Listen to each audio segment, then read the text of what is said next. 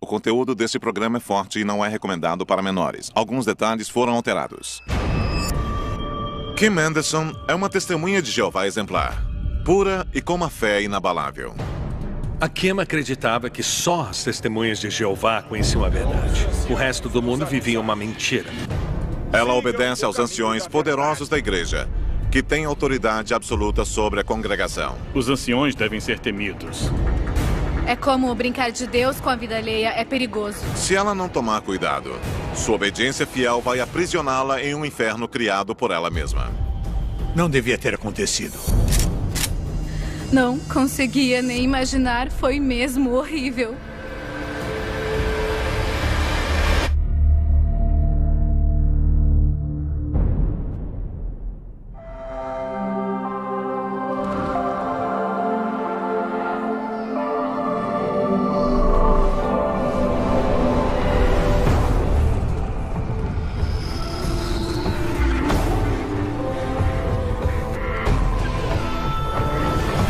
Cultos mortais. A testemunha. E à mulher, Deus disse: o teu desejo será para o teu marido e ele te dominará. Gênesis 3:16. Tropas, em posição. O agressor tem uma espingarda de cano cerrado. Cadê eles? No quarto? A polícia cercou o apartamento, isolou a área. É uma situação muito difícil para a polícia. Nós tentamos pôr um negociador ao telefone para falar com uma pessoa armada e... Afastem-se. Está me ouvindo? Mas esse homem não deixará ninguém menosprezá-lo. Alô? A mulher disse: meu Deus, ele está entrando no quarto em que estão as crianças. E deixou o telefone cair. Eu gritei e gritei. E ainda tenho pesadelos. Fiquem naquela janela. Como isso pôde acontecer? Deve existir um motivo. Eu recorri à minha religião, que diz que Jeová deve saber o motivo.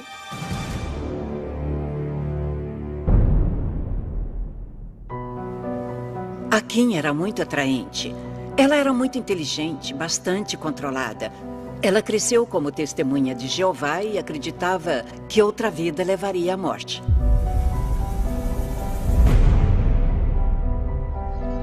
Burnaby, no Canadá, é uma cidade pequena no coração do Noroeste Pacífico. Por gerações, tem sido o lar de uma comunidade unida de famílias de testemunhas de Jeová, como a de Kim Anderson. Eles se achavam as pessoas mais felizes do mundo. Existiam histórias de pessoas que os procuravam por isso. As testemunhas surgiram nos Estados Unidos no século XIX. É uma denominação cristã, diferenciada pela crença em um Deus chamado Jeová e um código moral excepcionalmente rígido. Eles acreditam que são um povo único que tem o direito a um lugar especial. Eles aspiram viver num paraíso na Terra, em paz, harmonia e perfeição. O resto do mundo é governado pelo diabo. Nos anos 60, Kim era filha única de uma família devota de testemunhas de Jeová, que seguia o caminho que a igreja traçara para ela. Ela era muito idealista. Ela queria servir a Jeová. A verdade está do nosso lado. E servir a Jeová é um estilo de vida muito esgotante. Como todas as testemunhas, Kim e a família deviam comparecer à igreja 3 vezes por semana. Eles passavam o resto do tempo andando pelo bairro, oferecendo estudos da Bíblia e panfletos para os incrédulos. A pregação de porta em porta deles é muito importante. Converter pessoas a entrar no rebanho. Milhões de livros e revistas são distribuídos todos os dias em todo o mundo.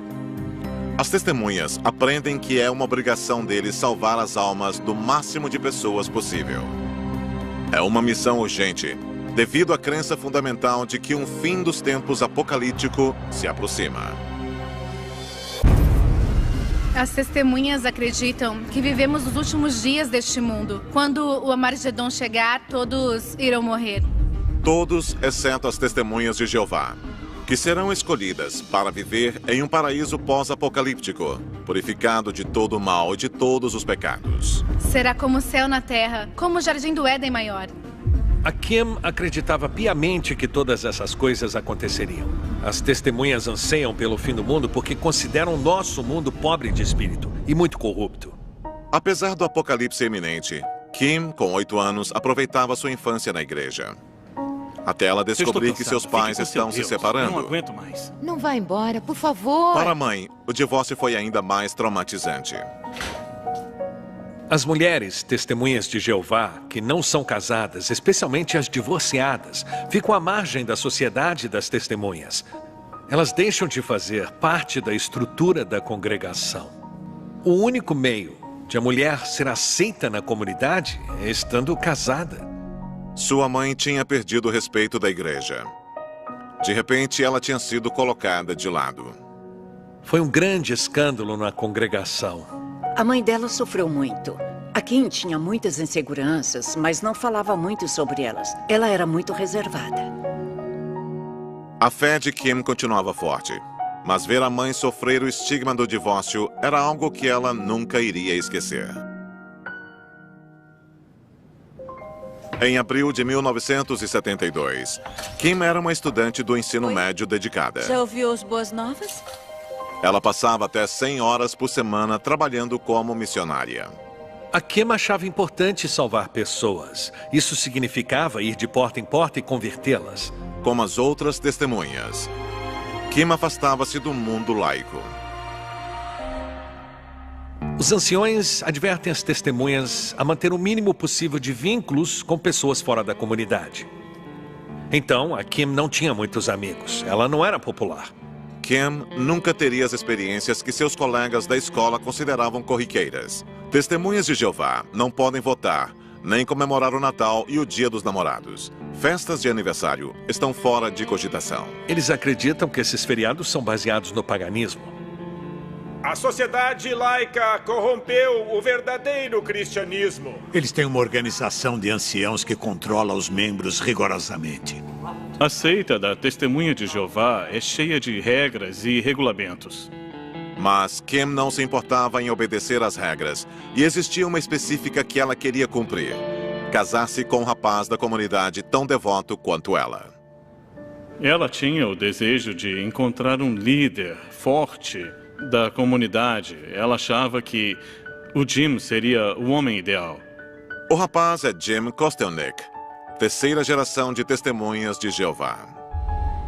Kim o conheceu em uma festa, em meados de 1972. Ela tinha 18 anos e Jim tinha 25.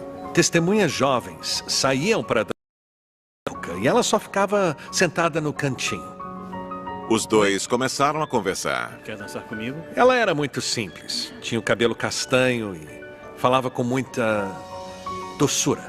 Ela tinha uma suavidade e um encanto que me atraíram. Meu nome é Jim. Jim, meu nome é Kim. Após um ano de namoro, os anciões da igreja aprovaram o casamento dos dois. O dia do casamento no Salão do Reino foi mágico. As testemunhas realmente esbanjam e aproveitam os casamentos, porque outras comemorações, como o Natal, são proibidas, né? Então, casamentos são muito importantes. A vida do jovem casal girava em volta do trabalho para a igreja e os planos de começar uma família. 3 anos depois, Kim deu à luz a um garoto chamado Yuri e uma garota chamada Lindsay. A Kim era uma mãe maravilhosa, muito dedicada aos filhos. Algumas mulheres têm vocação para ser mãe e outras não, e ela tinha. A Lindsay era bem loirinha e a risada dela era contagiosa e era cheia de vida. O Yuri era um verdadeiro pensador, a inteligência parecia ir além da idade dele. A família tinha pouco dinheiro. Jim trabalhava como zelador, enquanto Kim ficava em casa com as crianças. O universo deles começava e terminava com a igreja. Nós íamos à igreja 3 vezes por semana. Eu passava 100 horas semanais pregando de porta em porta. Em 1974, a evangelização do casal ficava cada vez mais fervorosa. O fim dos dias se aproxima. Os líderes da igreja disseram que Jeová avisara a eles o ano exato em que o mundo finalmente acabaria. 1975. O Armagedon chegaria em breve. Não existiria mais sofrimentos, doenças, mortes. Tudo seria maravilhoso e iluminado. Jim e Kim esperavam ansiosamente pela chegada do Ano Novo. Mas 1975 passou e o apocalipse não aconteceu. O mundo deveria ter acabado e isso não aconteceu. Foi um escândalo para a igreja perante os olhos do mundo. Ele nos negou o arrebatamento por enquanto. E para algumas testemunhas, isso provocou uma crise de fé. Um deles era Jim Kostelnik. Eles faziam várias previsões diferentes sobre o fim do mundo. Primeiro chegaria em 1800, depois em 1914 e depois em 1975. Isso é o que as testemunhas vendem. Uma promessa que não podem cumprir. Se tem dúvidas, pergunte a eles. Se eles erram a data do fim do mundo, por que acha que estão certos sobre as outras coisas? Profundamente abalado, Jim expressou abertamente algumas dúvidas que tinha sobre a igreja. Eu comecei a fazer perguntas. Conversei com a Kim. Ela disse para eu conversar com os anciões. E os anciões não tinham nenhuma resposta, além de continue indo à igreja, continue pregando de porta em porta. Isso me deixou furioso. Kim estava arrasada com a perda de fé de Jim. A fé dela era forte como nunca. Ela sabia que o comportamento problemático de Jim poderia ter consequências perigosas para seu casamento e sua reputação na igreja. As pessoas que questionam a efetividade das crenças sofrem penalidades, ou até expulsão ou excomunhão da organização. Se os membros da sua família são testemunhas, você pode perder a família. A Kim tinha medo de contrariar os anciões. Ela acreditava que tinha que ser testemunha para preservar a vida dela e dos filhos.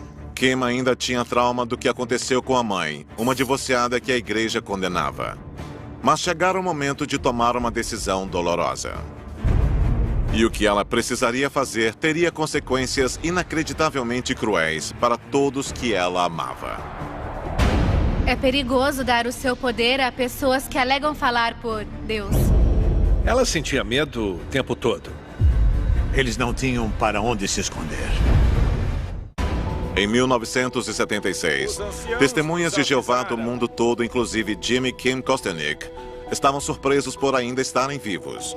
Os líderes da igreja profetizaram que esse ano nunca chegaria, que o mundo acabaria primeiro. Todas as pessoas do mundo, exceto testemunhas de Jeová, morreriam no Armagedon. Esperávamos que isso acontecesse em 75, mas não aconteceu. Mas os líderes da igreja alegavam que o apocalipse ainda viria e que os membros eram, de certa forma, culpados pelo atraso. O Senhor nos achou pobres de espírito. Nas reuniões, os líderes da igreja diziam que a culpa era nossa. É como se culpassem os recrutas, e aquilo me decepcionou muito. Agora, Jim ameaçou abertamente sair da igreja, um passo radical que poderia destruir a reputação da família na comunidade. Para Kim, as dúvidas explícitas do marido criavam uma espécie de apocalipse. É uma traição enorme. Você aprende que isso é assustador e é como ter contato com o diabo. A Kim não estava só triste porque realmente tinha fé, mas porque ela queria que o marido fosse um líder forte das testemunhas. E ela percebeu que não estava dando certo. Kim solicitou uma reunião com os anciões, conhecida como Comitê Judicial, para que a conduzissem ao caminho certo. Que bom que veio até Eles nós. aconselharam que era melhor ela ser uma mãe solteira do que criar os filhos com um incrédulo. A Kim nunca questionou a autoridade dos anciões. Todos deveriam temer os anciões por causa das consequências duras e intolerantes a transgressões. Após 6 anos de casamento com Jim Kostelnik, Kim pediu o divórcio. As testemunhas de Jeová expulsaram Jim. A expulsão tem várias consequências. E a mais grave delas é o ostracismo. A igreja decidiu pelo ostracismo de Jim. Então, Kim e as crianças deviam cortar todos os vínculos com ele. Ei, a gente vai se ver em breve, está bem? Jim deixou a família.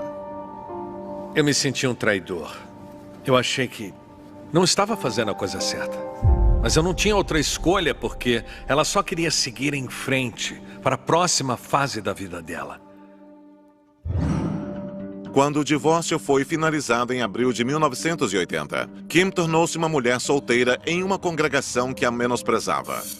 O que aconteceu com sua mãe agora acontecia com ela. Era seu pior pesadelo tornando-se realidade. A A Kim, eu e outras ficávamos à margem. Éramos tratadas como cidadãs de segunda classe. Os amigos de Kim a evitavam. Durante reuniões, as pessoas a ignoravam. Na hierarquia das testemunhas, até um garoto de 10 anos, se for batizado, é superior à mulher. As mulheres devem ser submissas. Ela realmente não passava de uma mulher. Kim sabia que só existia uma forma de recuperar sua reputação na comunidade. Ela passou a procurar um marido entre as testemunhas. Eu acho que esse era o objetivo dela. Achar um líder espiritual melhor do que eu para ela e as crianças. Apenas um mês após o divórcio, Kim foi a um retiro patrocinado pela igreja em Maui. Ela estava determinada a encontrar um marido. Existia um lugar para testemunhas de Jeová, acho que pertencia a um casal de testemunhas. Na manhã seguinte à sua chegada, Kim foi apresentada a um homem do Texas. Seu nome era Jeff Anderson. Ele era educado, respeitoso, estava sempre arrumado, tinha cerca de 1,82 m de altura. Jeff disse a ela que morava no Havaí e trabalhava como um discotecário. E como a maioria das pessoas do resort, os dois tinham algo importante em comum. Ele alegava ser uma testemunha fiel. Surgiu o interesse. Como não eram casados, a igreja desaprovava que ficassem juntos sozinhos. A organização dos anciãos controla as atividades e envolvimentos das congregações. Então, durante uma semana, Kim e Jeff desfrutaram um cortejo supervisionado. Um casal de amigos da Kim os acompanhou. Eles viajaram pela ilha e ele meio que a cortejou. No último dia de férias de Kim, Jeff confessou que estava apaixonado por ela. Kim estava radiante. Eu me diverti muito hoje. Quando ela voltou do Havaí, ela contou sobre o Jeff. Ele era testemunha. Ele ia trabalhar numa estação de rádio e teria uma vida boa. Ele sempre a bajulava, mandava flores, cartas, ligava para ela. Eu só queria te fazer uma pergunta. Então, em janeiro de 1981, Jeff a pediu em casamento pelo telefone. E Kim aceitou. Sim. Era um romance muito recente, mas eles estavam empolgados para começar uma vida nova e criar uma família devota juntos na igreja. Ela queria muito um amor. Casar com um bom ancião das testemunhas e ter a vida perfeita que achava que merecia. Eles marcaram a data do casamento para agosto de 1981 em Houston, Texas, onde a mãe de Jeff vivia. Parecia um sonho se realizando quando Kim fez as malas dos filhos e viajou para o sul para o seu grande dia. Eu me lembro da minha mãe na festa do casamento. Eles tinham padrinhos, madrinhas, vestidos elegantes. Mas quando o dia do casamento chegou, tudo começou a dar errado. Só está atrasado, deve ter um motivo. Jeff chegou atrasado ao próprio casamento e ele esqueceu até as alianças. Você está bem? Estou. Por que você pergunta? Porque está 1 hora atrasado. Estou aqui, não estou? Quando Kim o questionou, ele surpreendeu a todos gritando com ela, com ferocidade. Não faça papelão. Ai, está bem. As pessoas viram que ele não era um bom exemplo de homem. Minha mãe reconhecia homens agressivos. Ela acreditava que ele era muito agressivo. As pessoas criticavam muito o Jeff. Ela se sentia insegura, mas eu disse que ela era madura o suficiente para decidir o que era melhor para ela. Sem as alianças, Kim e Jeff fizeram os votos. O casamento começou tumultuado. Mas Kim estava decidida a ser uma esposa fiel e a recuperar sua reputação na igreja que amava. Uma semana após o casamento, Jeff revelou a verdade. Ele mentiu para ela o tempo todo. Ele fora preso por furto. Ele nunca teve um emprego fixo. Ele não era um discotecário vivendo no Havaí. Ele estava desempregado e vivia em Houston com a mãe.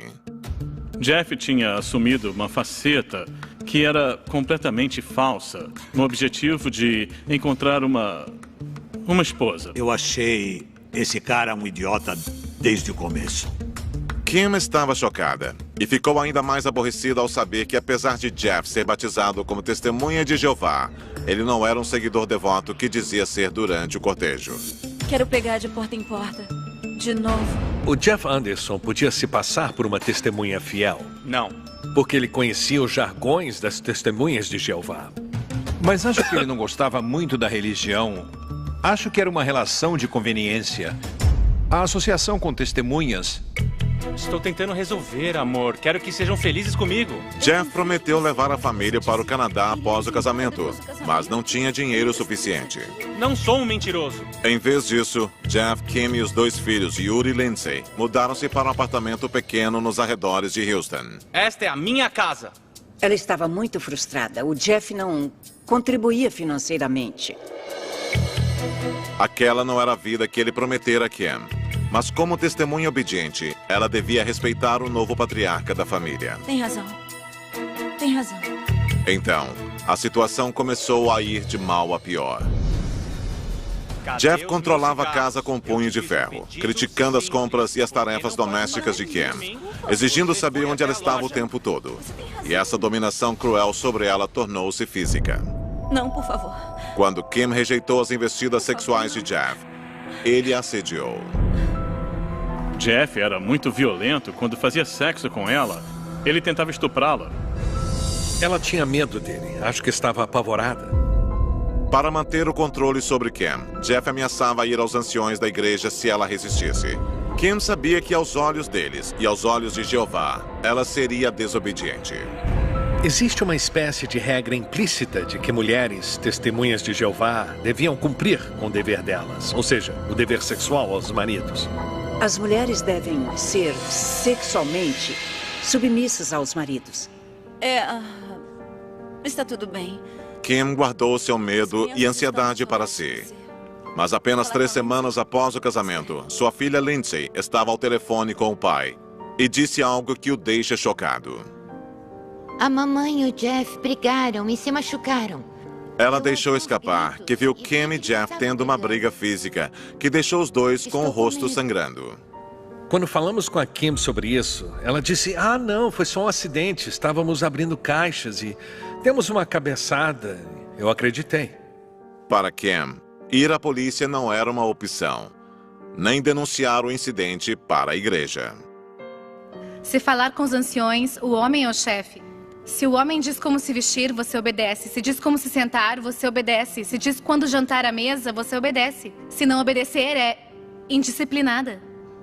Pela minha experiência, mulheres em relações abusivas tendem a não reclamar. Além do mais, a igreja não veria com bons olhos o pedido de um segundo divórcio. Se os anciões não acreditam que tenha razões para se divorciar, não tem outra escolha. Sentindo-se de mãos atadas, Kim tentou ser a melhor esposa que poderia ser. A família passou mais um mês com dificuldades financeiras, até que Kim começou a desconfiar de algo que nenhuma mãe podia ignorar. A Kim desconfiava que o Jeff Anderson molestava pelo menos uma das crianças. Kim não estava certa da extensão do abuso, mas tinha um pressentimento terrível. Claramente, havia algo muito errado acontecendo. Acho que ela sabia, mas não tinha coragem de falar. Kim não sabia a quem recorrer. Tudo que sabia era que ela não queria ficar de braços cruzados enquanto seus filhos inocentes corriam perigo. Então, apenas 6 meses após o casamento, Kim conseguiu um empréstimo para voltar com os filhos para o Canadá. Eu lembro que a Kim e os filhos ficaram na nossa casa. Eu só lembro que adorava a companhia do Yuri e da Lindsay. E da alegria e beleza daquelas crianças. Desesperada por compreensão, Kim foi direto aos anciões da igreja. Ele mentiu? Ele disse que era uma testemunha devota? Ela explicou que Jeff a enganara. Prossiga. Ela descreveu as brigas, o sexo violento... Ele me forçou, sim. E a suspeita de abuso infantil. Talvez. Ela pediu que os anciões apoiassem sua decisão de terminar o casamento. Aquele cara não era bom para ela. Ela tentou fazê-los compreender, deixá-los a par, convencê-los a prestar mais atenção nos problemas dela com o marido. Mas os anciões não se convenceram. Eles disseram que Kim não tinha provas concretas de que Jeff abusava das crianças. E que talvez o problema fosse ela, e não Jeff.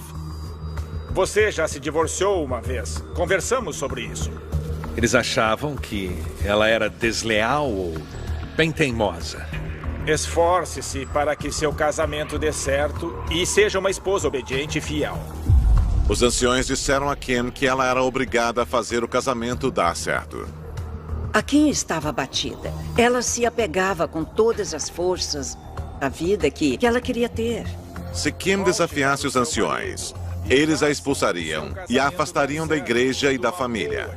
Era aterrorizador. A Kim cresceu como testemunha. Era a única coisa que conhecia e acreditava que outra vida levaria à morte. Apesar da intuição de que deveria proteger a família do marido, Mas claro, Kim cedeu à autoridade dos anciões. vocês sabem o que é melhor. Ela convidou Jeff para ir morar com ela no Canadá. Por dentro, ela desejava que ele fosse embora e a deixasse em paz. Mas por fora, ela tinha que mostrar aos anciões que tinha aceitado continuar casada. Kim ficou encurralada por querer pertencer à comunidade. Em setembro de 1982, os anciões da igreja de Kim Anderson a mandaram reunir-se com seu marido agressivo, Jeff, e fazer o casamento dar certo. Ela acreditava que não tinha outra escolha além de obedecer às ordens. Ela tinha que cumprir com o que os anciões esperavam dela como uma mulher casada.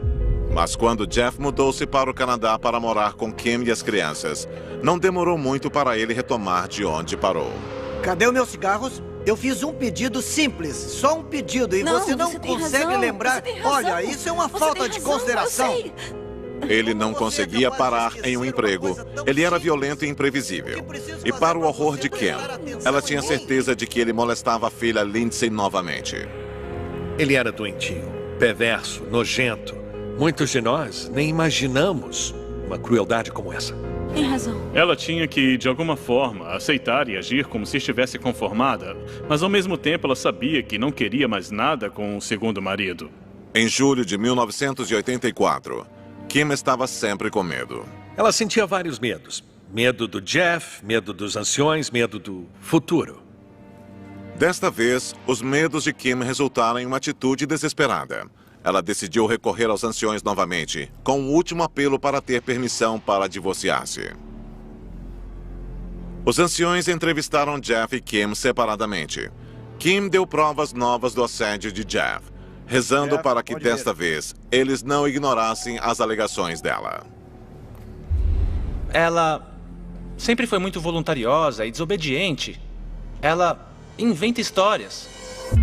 Mas quando as entrevistas terminaram, Kim teve uma notícia devastadora. Levantar falso testemunho contra um membro da congregação é grave. Ele a derrotou na reunião com os anciões. Não só os anciões rejeitaram o pedido de Kim pelo divórcio, como também a puniram por fazer mais acusações falsas contra Jeff e por não ser uma esposa obediente. Ela estava triste porque os anciões não acreditavam nela, só acreditavam no Jeff. A caminho de casa, Kim encarou a verdade. Ela estava impotente dentro dos limites rígidos da religião que amava. Ela ficou num beco sem saída, encurralada entre as autoridades das testemunhas de Jeová e o que era bom para ela e os filhos. Pela primeira vez, Kim questionava aqueles que diziam falar por Jeová. E os anciões são só pessoas e eles cometem erros. Ela enxergava esses defeitos claramente. Pelo bem dos filhos, Kim sentia que não tinha outra escolha além de arriscar tudo o que conhecia e deixar o marido o mais rápido possível. Então, no dia 21 de julho de 1984, Kim planejou uma fuga. Esperou ele chegar do trabalho. Ela esperou ele entrar no banho. Enquanto Jeff estava no banheiro, Kim pegou as crianças e pôs o plano em ação. Kim? Kim? Ela pegou o carro e foi para minha casa. Kim? O Jeff não sabia onde ela estava. Você planejou isso desde o começo, não foi? Jeff não aceitaria que ela o abandonasse. Furioso e com sede de vingança, ele contou aos anciões que ela fugira. Ela fugiu. Algumas pessoas não sabem lidar com a rejeição e a sua reação é vingança. A igreja exigiu que Kim voltasse para o marido, mas ela resistiu. Jeff ficou chocado com a rebeldia dela. Ele usava a devoção de Kim para controlá-la, mas isso não funcionava mais. O controle sobre ela, que era essencial para ele, ter esse controle, estava desaparecendo.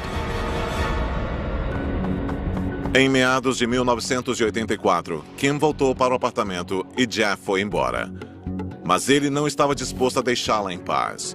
Ele alugou um apartamento em um porão do outro lado da rua e estava sempre por perto. Ele a perseguia, a vigiava. Ele mandava bilhetes, provavelmente de amor. Isso a deixava apavorada. Basicamente, se não posso ter você, ninguém pode. Jeff ligava dia e noite exigindo uma reconciliação. Com a igreja apoiando a missão dele de recuperar a esposa, Jeff acreditava que Jeová estava do lado dele. Ela o rejeitou e ele não aceitou isso. Ele sentia raiva, medo, ciúmes, vingança. Não conseguiu lidar bem com isso. A situação ficava cada vez pior. Jeff começou a invadir a casa de Kim. Ele tirava os eletrodomésticos dela da tomada. Eram truques sujos para mostrar que ele estava por perto, para continuar perturbando ela. Jeff parecia incontrolável. Kim vivia diariamente aterrorizada, sabendo que sua família corria perigo em sua própria casa. O Yuri e a Lindsay ficaram no meio do fogo cruzado e era muito, muito difícil para eles suportar isso. Sentir aquele ambiente destrutivo. Kim trocou as fechaduras e rezou. Se Jeff aparecesse novamente, suas ações seriam imprevisíveis. Algumas pessoas não suportam a rejeição, mas nem todas recorrem àquele tipo de violência. A pessoa precisa ser problemática ou muito doentia para fazer aquilo. Em 1985, a devota testemunha de Jeová, Kim Anderson, morria de medo do marido abusivo, Jeff. Ele tinha que ter poder e controle. Não suportava a rejeição. Ele continuou indo atrás dela. Como a igreja não reconhecia a gravidade da situação, Kim resolveu agir sozinha. Ela convenceu Jeff a sair de casa e trocou as fechaduras. Mas tinha medo de pedir ajuda. A Kim era muito cuidadosa com o que dizia, como se ela tivesse medo de alguma coisa. E eu sentia esse medo. 29 de agosto era um dia quente de verão. Kim estava ao telefone com a mãe. A manhã estava agradável até então, e Kim sentia-se tranquila pela primeira vez em muito tempo. Tão tranquila que esquecera de trancar a porta da frente. Jeff entrou na cozinha de Kim. Ele entrou. A Kim estava lá, as crianças estavam no quarto. Antes que Kim pudesse reagir, temos que conversar. Ela estava olhando para o cano de uma espingarda. Mãe, eu tenho que ir. Tem uma arma na minha cabeça. A Kim disse algo do tipo: tem uma arma apontada para mim, não posso mais falar. Cadê eles? No quarto? A mãe de Kim ainda estava do outro lado da linha. Confusa e desesperada, ela ligou para a polícia. Ela disse que ele tinha uma arma. Imediatamente a polícia entrou em ação. Em minutos, um negociador de resgate da polícia local ligou para o apartamento de Kim. Alô? É muito difícil para a polícia neutralizar a situação para que as coisas não piorem. Tropas, em posição. Nós nos preparávamos para conter o local. Enquanto Kim tentava explicar a situação, ela viu Jeff indo em direção a Yuri e a Lindsay. Por favor, corram, ele está no quarto. Ela disse: meu Deus, ele está entrando no quarto em que estão as crianças. Façam o que eu mandar. Nós tentamos persuadi-lo. Se era briga entre ele e a esposa, o negociador tentaria pelo menos resgatar as crianças. Depois, tentaria fazer o indivíduo se render. Por favor, venham. Kim conseguiu distrair Jeff com o telefonema para que se afastasse das crianças. Eles querem falar com você. Alô? Mande eles se afastarem. Jeff ameaçou matar a todos se a polícia tentasse interferir. Estou falando sério. Mande eles se afastarem, está me ouvindo? E então, às 11h16 da manhã, a ligação caiu. A polícia agora cercava o prédio. Não podemos somente entrar. Devemos analisar os perigos para proteger as pessoas que estão na casa. Você nunca me amou. Disse que me amava, mas nunca me amou. De acordo com registros posteriores da polícia sobre o incidente, a família inteira estava em um quarto dos fundos e Jeff gritava com Kim, reclamando de toda a dor que ela causara. Durante 1 hora, ele a repreendeu e a torturou verbalmente. Eu não acredito que fez isso comigo. Porque me rejeitou? Porque não podemos reatar? Kim tentou assumir a culpa pelo fim do casamento. Você tem razão. Como sua esposa, eu devia ter ouvido os anciãos. Eu devia ter ouvido você. Me abraça. Mas quando Jeff pediu que ela o abraçasse, ela não teve coragem. De repente, algo mudou em Jeff. Ele apontou a arma para ela e, para o horror das crianças, disparou, matando-a na hora. Lindsay, de 10 anos, abraçava um ursinho. Jeff apontou a arma para ela.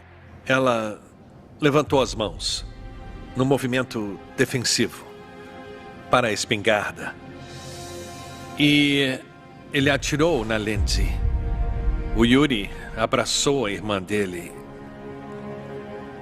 e levou um tiro também. Em um instante, 3 vidas foram interrompidas de forma brutal e cruel. Eu não consigo imaginar o horror que as crianças sentiram nos últimos segundos. Eles eram tão amigos, tão companheiros. Eles se amavam muito. E ela morreu nos braços do irmão. Ainda é insuportável de imaginar. E eu ainda tenho pesadelos. Jeff deixou a arma no apartamento e tranquilamente saiu pela porta da frente. Ele foi imediatamente preso. Quando a polícia entrou no apartamento, encontrou uma cena de horror indescritível. Não existem palavras para explicar como a polícia se sente quando assassinatos envolvem crianças. E disse aos policiais que gostaria que ele tivesse virado a arma para si mesmo. Um policial foi encarregado de uma tarefa comovente: contar a Jim que os filhos foram assassinados. Sr. Kostelnik? Um policial à paisana foi até a minha casa. Ele tirou um papel impresso do bolso e o leu. Mas ele tremia tanto que a carta quase caiu das mãos dele. Eu pensei que eu não queria ouvir, mas tinha que ouvir. Um aviso de que os meus filhos foram assassinados. O maior medo de qualquer pai, com certeza.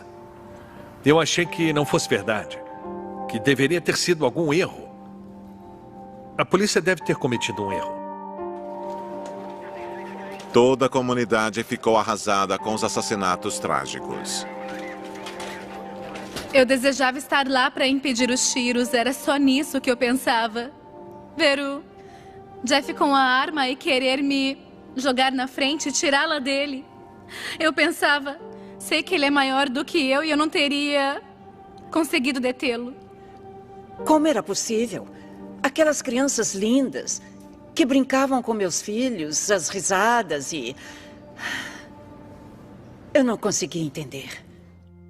Para Jim Kostelnik, que há muito tempo questionou a doutrina das Testemunhas de Jeová, a resposta da igreja sobre o assassinato da ex-esposa e dos filhos foi chocante. Tudo o que disseram foi que a Kim, o Yuri e a Lindsay seriam recompensados depois do Armagedon. Eles ressuscitariam nesse dia e viveriam felizes para sempre no reino de Cristo. Jim foi ao velório dos filhos, no Salão do Reino, na intenção de compartilhar o luto com amigos antigos e a família na comunidade das testemunhas. Mas mesmo em um dia tão triste, todos ignoraram Jim durante o velório. Era como se eu fosse invisível, porque não fazia mais parte da comunidade. Eles fizeram isso na casa de Deus.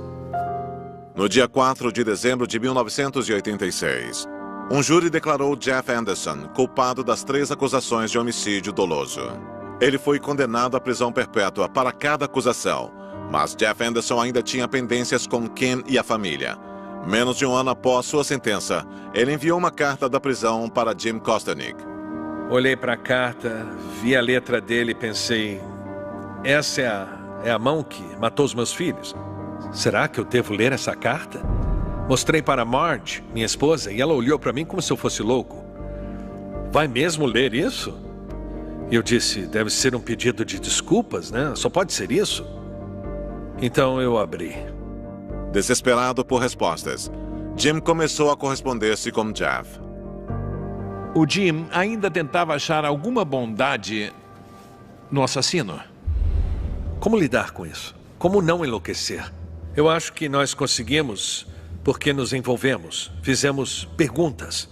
Nós seguimos em frente porque, se eu parar, o desespero pode me levar ao fundo de um poço. Então acho que toda família de uma vítima de assassinato lida de uma forma diferente. Meu incentivo foi procurar a verdade. O que aconteceu? Por que aconteceu? Isso me deu forças por anos. Em abril de 1989, Jim Kostelnik concordou em encontrar Anderson na prisão. Ele estava disposto a falar com o Jeff Anderson e tentar entender como e por que isso aconteceu. Achou que seria algo positivo. Ele foi simpático. Uma educação tipicamente texana. Não era o monstro que eu esperava encontrar. Ele tentou me explicar por que ele fez aquilo. Ele disse, eu estava com ódio. Eu me senti rejeitado e eu descontei na Kim e nas crianças. Para Jim, o encontro tenso de 45 minutos terminou em um clima bizarro e emocionalmente confuso. No final do encontro, ele disse, só quero dizer que tenho as melhores vítimas do mundo. Jeff até aceitou entrevistas na televisão e insistia na ideia doentia de que ele fora injustiçado. She very much seemed apathetic and indifferent.